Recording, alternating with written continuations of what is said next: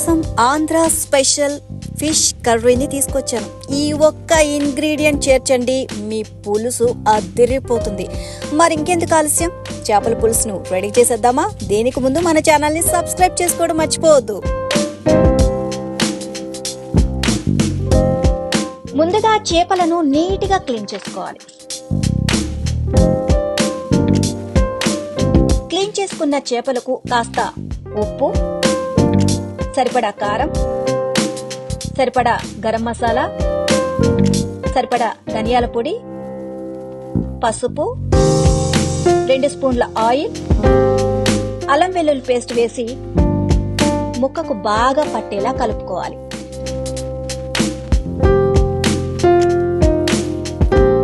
ఇలా కలపడం వల్ల ముక్క టేస్టీగా ఉంటుంది.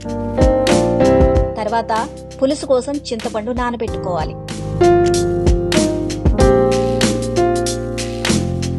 ఇక ఇందులోనే special ingredient fish garam masala, అది కూడా ప్రిపేర్ చేసుకుందాం. ఫిష్ గరం మసాలా కోసం ముందుగా మనకి స్టవ్ మీద మూకిడి పెట్టి చిటికెడు మెంతులు వేయించుకోవాలి.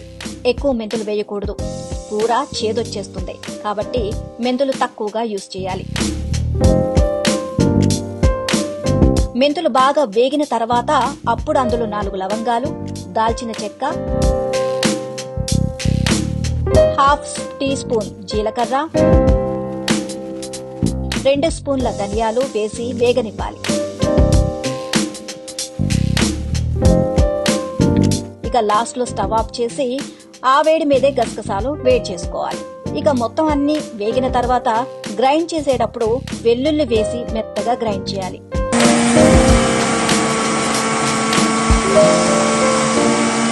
ఇక పులుసు ప్రిపేర్ చేసుకుందాం.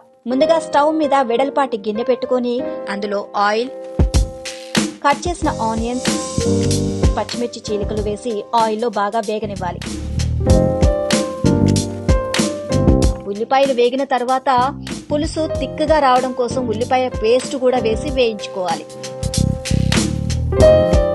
ఇక అల్లం వెల్లుల్లి పేస్ట్ వేసి కాసేపు వేగనిచ్చి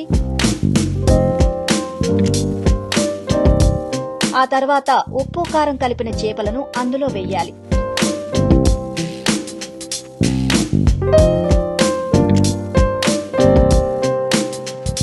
ఇక పచ్చిగా ఉన్నప్పుడే గరిటెతో కలిపి మూత పెట్టి మగ్గనివ్వాలి.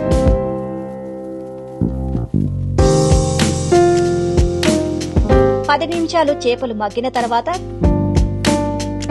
చింతపండు పులుసు పోసుకోవాలి. ఇక అసలు గరిటె యూజ్ చేయకూడదు.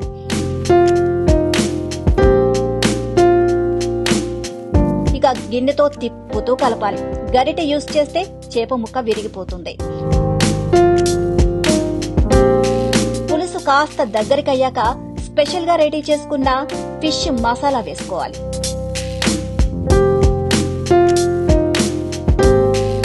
అందులోనే కొంచెం కొత్తిమీర కూడా చల్లుకొని మళ్లీ కాసేపు మగ్గనివ్వాలి.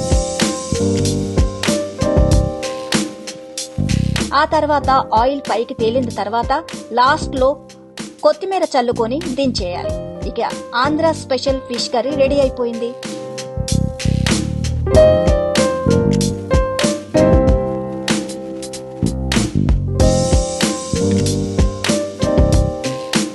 టేస్ట్ అయితే అదిరిపోయింది. మీరు కూడా మీ ఇంట్లో ఒకసారి ట్రై చేయండి. వీడియో నచ్చితే లైక్ చేయండి అండ్ సబ్స్క్రైబ్ చేయండి ప్లీజ్.